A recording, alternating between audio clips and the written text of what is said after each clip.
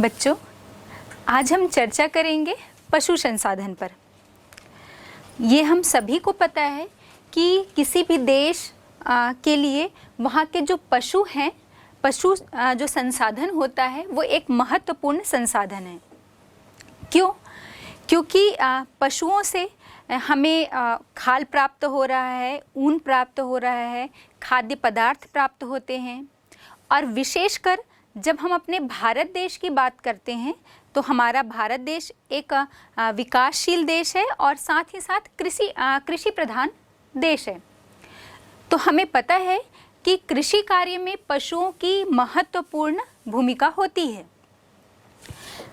कृषि कार्य में चाहे वो हल खींचने के लिए हो किसी भी राष्ट्र में, या सामान को ढोने के लिए सामान ढोने की बात हो, या फिर गन्नों की पेराई करने के लिए, कुओं से पानी खींचने के लिए, या गाड़ी के वाहक के रूप में, किसी भी रूप में हम देखें तो पशुओं का बहुत अधिक उपयोग जो है वो किया जाता है। हम देखते हैं पशुओं के गोबर से हम उत्तम खाद का निर्माण तो करते ही हैं और साथ ही साथ हम इससे गोबर गैस का भी निर्माण करते हैं। और हमने जब ऊर्जा संसाधन के विषय में बात की थी तो इस बात को हमने और अच्छे से देखा था कि जो गैर परंपरागत ऊर्जा स्रोत के रूप में, ये घरेलू ईंधन के रूप में हमारे लिए एक बहुत अच्छा जो है विकल्प है। हम देखते हैं भेड़ें जो होती हैं, भेड़ जो पशु होते हैं, उनसे हम ऊन प्राप्त करते हैं और उस ऊन के द्वारा हम चाहे कंबल है, कपड़े हैं और विभिन्न प्रकार के जो वस्त्र हैं वो तैयार करते हैं। अब हम ये देखते हैं हमारे भारत देश में पशुओं से करोड़ों की जो है आय प्राप्त होती है और ये आय जो है वो पशुओं से प्राप्त खाद्य सामग्री के रूप में हो, चाहे उनकी खाल के रूप में, उनकी हड्डियों के रूप में, या हम बात कर सकते हैं उनके बाल, मांस, ये सभी रूप में प्रत्यक्ष रूप से जो है इनका उपयोग करके हम पशुओं से आय प्राप्त करते हैं। और जब हम भारत देश में देखते हैं तो कृषि आय का जो लगभग 10% है वो पशुओं के माध्यम से प्राप्त किया जाता है। हमारा भारत देश जो है वो विश्व में जो जितने भी पशु हैं उन सभी में, या हम ये कहें कि विश्व में सबसे अधिक पशुओं की संख्या जो है वो भारत में हमें देखने को मिलती है। और इन पशुओं में भी विश्व में जितनी भी भैंसें हैं उन कुल भैंसों का लगभग 57% जो है वो भारत में मिलता है और गाय बैलों का 15% हमारे भारत में मिलता है। अब हम ये देखते हैं कि जो भारत में ही अलग अलग क्षेत्र हैं जहाँ पर पशु जो हैं वो अलग अलग प्रकार के पशु हमें देखने को मिलते हैं। और पशुचारण या पशुपालन का जो कार्य है उन क्षेत्रों में किया जाता है जिन क्षेत्रों में हम देखेंगे कि कृषि कार्य के अनुकूल परिस्थितियाँ नहीं बन पाती हैं। तो हम पशुओं के जो विभिन्न क्षेत्र हैं उनके विषय में बात करते हैं। पहला हम देख रहे हैं हिमालय पर्वतीय क्षेत्र। हिमालय जो पर्वतीय क्षेत्र है, हमें पता है कि पूरी तरह से एक पर्वतीय, पठारी और ऊबड़ खाबड़ भूमि वाला क्षेत्र है। और हम देखते हैं कि यहाँ पर जो चूँकि ऊबड़ खाबड़ भूमि का क्षेत्र है तो यहाँ भेड़ और जो बकरियाँ हैं वो मुख्य पशु के रूप में हमें देखने को मिलती हैं। हिमालयी नस्ल की जो बकरियां हैं वो हमें हिमाचल प्रदेश, हम बात करें पंजाब और हरियाणा, और साथ ही साथ जो कश्मीर है यहाँ भी हमें मिलती है। इस क्षेत्र के अंतर्गत हम देखते हैं आपका नेपाल है, भूटान है, उत्तर प्रदेश का जो कुमायूं वाला क्षेत्र है, और साथ ही साथ गढ़वाल जिला, उत्तर प्रदेश का कुमायूं और गढ़वाल जिला, और हिमाचल प्रदेश का शिमला और कुल्लू कांगड़ी की हम बात करते हैं, और जम्मू कश्मीर जो है वो इस हिमालय पर्वतीय क्षेत्र के अंतर्गत शामिल किए जाते हैं। इन बकरियों से जो है वो दूध, बाल, है ना, और यहाँ पर जो भेड़ें पाली जाती हैं प्रमुख रूप से, वहाँ पर उनसे हम देखते हैं उन भेड़ों से हम ऊन और दूध जो है वो प्राप्त करते हैं।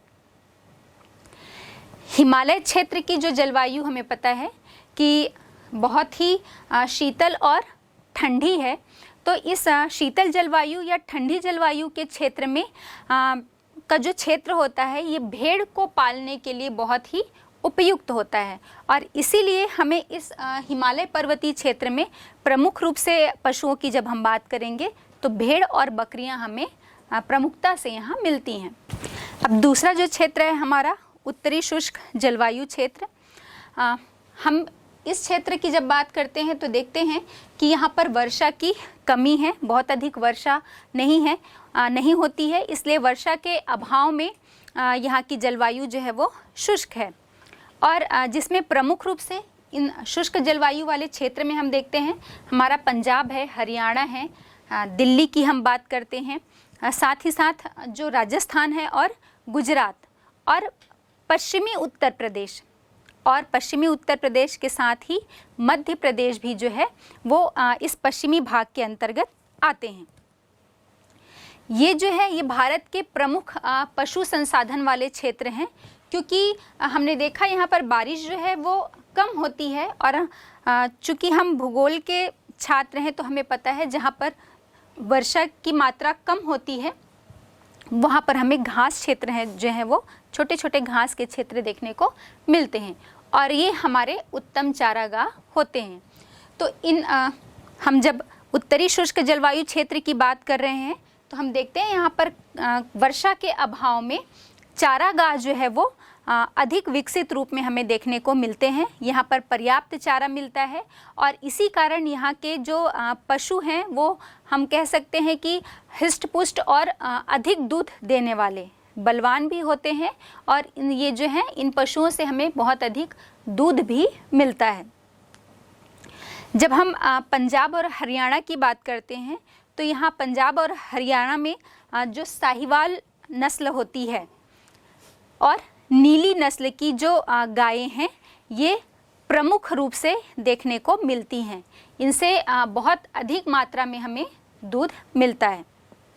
हम दिल्ली क्षेत्र में देखते हैं तो दिल्ली क्षेत्र में ही जिस प्रकार पंजाब और हरियाणा में हमें पशुपालन जो है वो अधिक विकसित रूप में देखने को मिलता है, उसी प्रकार दिल्ली में भी इसका अच्छा खासा विकास हुआ है, और यहाँ भी जो गाय भैंसे हैं इनसे दूध जो है वो प्रमुख रूप से प्राप्त किया जाता है। हम राजस्थान को देखते हैं तो राजस्थान में भेड़ें और गायें पाली जाती हैं, और यहाँ पर नागौरी है, हरियाणी है, हरियाणी के बाद अलवर है, मेवाती है या रवा। यहाँ पर इस नस्ल की जो गायें हैं ये प्रमुखता से पाली जाती हैं, और इन सब के अतिरिक्त भी हमें यहाँ पर भेड़ें, बकरी, ऊँट और घोड़े जो हैं ये पशु प्रमुखता से मिलते हैं। तीसरे क्षेत्र की जब हम बात करते हैं तो यहाँ पर देखते हैं आर्द्र जलवायु के क्षेत्र। आर्द्र जलवायु के क्षेत्र के अंतर्गत भारत का जो पूर्वी हिस्सा और पश्चिमी क्षेत्र आर्द्र जलवायु के क्षेत्र के अंतर्गत आता है। इसमें हम देखते हैं आपका आंध्र प्रदेश है, केरल है, तमिलनाडु की हम बात करें, महाराष्ट्र है, आपका ओडिशा है, ये सभी जो क्षेत्र हैं जो तटीय हिस्से हैं ये आपके आर्द्र जलवायु के क्षेत्र के अंतर्गत आते हैं। इस क्षेत्र में हम देखते हैं कि चारे का अभाव होता है, और विशेष रूप से हरे चारे का हमें यहाँ पर अभाव मिलता है, इसलिए यहाँ जो पशु मिलते हैं वो बहुत ही कमज़ोर होते हैं, और उन पशुओं से दूध की प्राप्ति भी हमें बहुत कम होती है। इसलिए प्रमुख रूप से ये पशु जो है वो यहाँ कृषि कार्य में लिए जाते हैं या उसमें उपयोग किए जाते हैं। जब हम आंध्र प्रदेश और तमिलनाडु की बात करते हैं तो आंध्र प्रदेश और तमिलनाडु में आपके देवनी, ओंगोल और कृष्णा वैली नस्ल की जो है प्रमुख रूप से गायें मिलती हैं।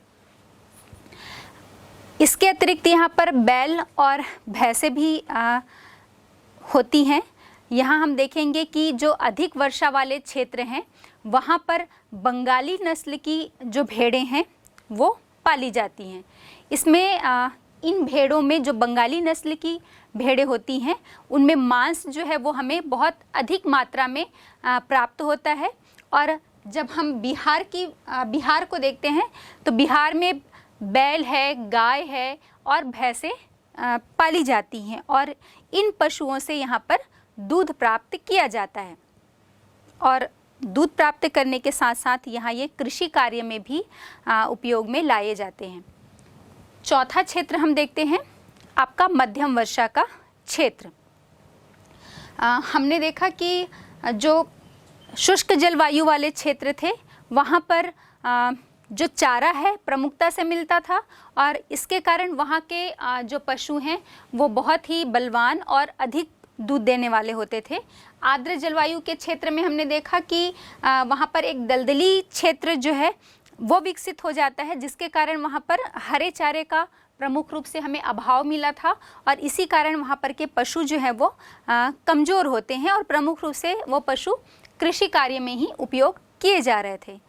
हम मध्यम वर्षा वाले क्षेत्र की बात करते हैं तो इसमें हम देखते हैं मध्यम वर्षा के क्षेत्र के अंतर्गत ऐसे जो राज्य हैं वो आएंगे जहाँ पर ना तो बहुत कम बारिश ना बहुत अधिक वर्षा होगी।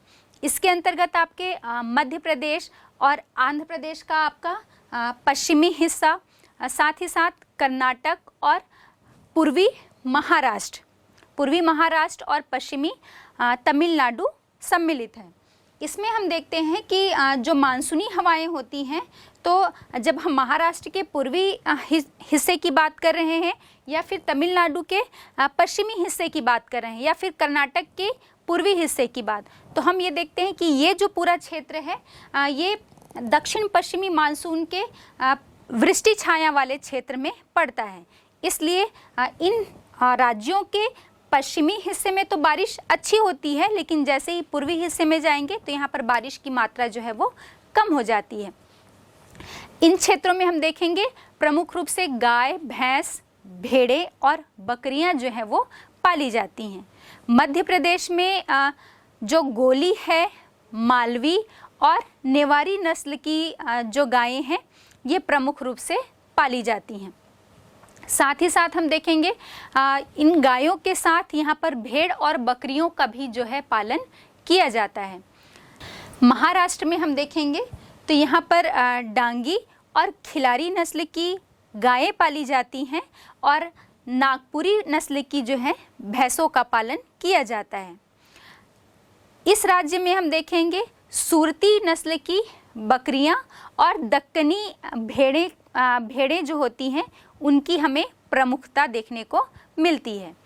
जब हम आंध्र प्रदेश में चले जाते हैं, आंध्र प्रदेश है, तमिलनाडु है और कर्नाटक राज्य में, तो यहाँ पर हम देखेंगे देवनी है, ओंगोल है, कृष्णा वैली और हलिकर, ये जो नस्ल की गायें हैं, और टोडा, परलाकी, तेलंगाना और एलिचपुरी नस्ल की जो है भैंसों की अधिकता हमें मिलती है या इनका पालन जो है वो यहाँ पर इन्हें पाला जाता है। इस नस्ल की भैंसों के साथ ही साथ हम देखते हैं दक्कनी और नेलोरी नस्ल की भेड़ें और अलग अलग नस्ल की बकरियों का पालन इस क्षेत्र में किया जाता है। अभी हमने बात की थी कि भारत में विश्व के सबसे अधिक पशु जो हैं वो पाए जाते हैं और विश्व में जितनी भी गायें हैं उन गायों का लगभग 17%, भैंसों का लगभग 50% जो है हमें भारत में मिलता है। लेकिन पशु सबसे अधिक पाए जाते हैं, लेकिन यहाँ के पशुओं की जो किस्म है वो निम्न कोटि की है, मतलब ये बहुत ही दुर्बल होते हैं यहाँ के जो पशु हैं। तो हम ये देखते हैं, अगर देश के विभिन्न राज्यों की हम बात करें, यहाँ पर गाय, बैल और विभिन्न प्रकार के जो पशु हैं उनके वितरण की जब हम बात करते हैं तो देखते हैं कि उत्तर प्रदेश में इनकी संख्या जो है वो सबसे अधिक मिलती है। उत्तर प्रदेश में हमें गाय बैल की संख्या लगभग 15% है और ये पूरे भारत में सर्वाधिक है। मध्य प्रदेश में 14%, बिहार की हम बात करें तो 9.2% है, महाराष्ट्र में 8.8% और आंध्र प्रदेश में 7.3% और राजस्थान में 7.2%।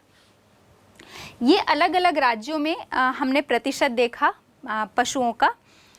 भैंस की भी हम संख्या देखें तो भैंस की जो संख्या है वो भी हमें उत्तर प्रदेश में ही सबसे अधिक मिलती है और ये कुल का मतलब पूरे भारत देश की जितनी भी भैंसें होंगी उनका कुल 22% जो है वो उत्तर प्रदेश में मिलता है। और इसके अतिरिक्त जो भैंसें हैं उनकी अधिक संख्या हमें पंजाब है, हरियाणा है, आंध्र प्रदेश है, बिहार, राजस्थान, महाराष्ट्र और मध्य प्रदेश में मिलती है। अगर हम भेड़ों की बात करें तो कुल जो भेड़ें मिलती हैं हमारे भारत देश में उनका लगभग 60% जो है वो आपके राजस्थान, आंध्र प्रदेश और तमिलनाडु ये 3 राज्यों में प्रमुख रूप से पाली जाती हैं। यहाँ की जो भेड़ें होती हैं वो बहुत अच्छी किस्म की होती हैं। इनसे बहुत अच्छे किस्म की जो ऊन है वो प्राप्त की जाती है। और जब हम बकरियों की बात करें तो बकरियाँ मुख्य रूप से राजस्थान, महाराष्ट्र, बिहार और उत्तर प्रदेश में प्रमुखता से पाली जाती हैं। घोड़े, खच्चर हैं, इनकी जब हम बात करते हैं तो ये भी आपके उत्तर प्रदेश, मध्य प्रदेश और महाराष्ट्र में हमें अधिक मिलती हैं। अब हम ये तो संख्या की बात हो गई और प्रतिशत कि किन किन क्षेत्रों में और किन किन राज्यों में कितना प्रतिशत है जो हमें भारत देश के कुल पशुओं का मिलता है। अब हम ये देखते हैं चूँकि हमारा देश जो है हमने अभी बात की थी कि विश्व में पहले नंबर पर है, मतलब सबसे अधिक पशु हमें भारत में देखने को मिलते हैं। लेकिन यहाँ पर पशुओं से संबंधित हमें बहुत अधिक जो समस्याएं हैं वो भी मिलती हैं और इन्हीं समस्याओं के कारण यहाँ पर पशुओं की जो क्वालिटी है मतलब इनकी जो किस्म है वो बहुत निम्न कोटि की मिलती है। तो हमारे भारत में पशुओं से संबंधित कौन कौन सी समस्याएं हैं इस पर देख लेते हैं। प्रमुख रूप से 4 समस्याएं मिलती हैं हमें।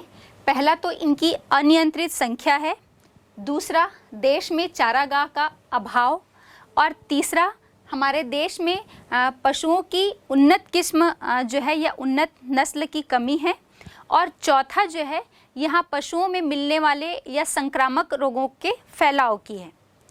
तो इन सब पर हम विस्तार से चर्चा करते हैं, लेकिन इससे पहले हम बात कर लेते हैं कि हमारे देश में विश्व का जो लगभग 1/4 पशु है, पशुओं का समूह है, वो हमारे देश में पाला जाता है। और हम देश में जब देखते हैं, अपने भारत में बात करें तो पशुओं का जो प्रति 100 हेक्टेयर भूमि पर घनत्व 130 है। मतलब प्रति 100 हेक्टेयर भूमि पर 130 पशुओं का दबाव जो है हमारे देश की भूमि पर पड़ता है। मतलब प्रति 100 हेक्टेयर भूमि पर 130 पशु जो हैं वो पाले जाते हैं। इससे हमें अंदाज़ा लगाया जा सकता है कि हमारे देश की भूमि पर पशुओं का जो दबाव है, उनके घनत्व का दबाव जो है वो कितना अधिक पड़ रहा है।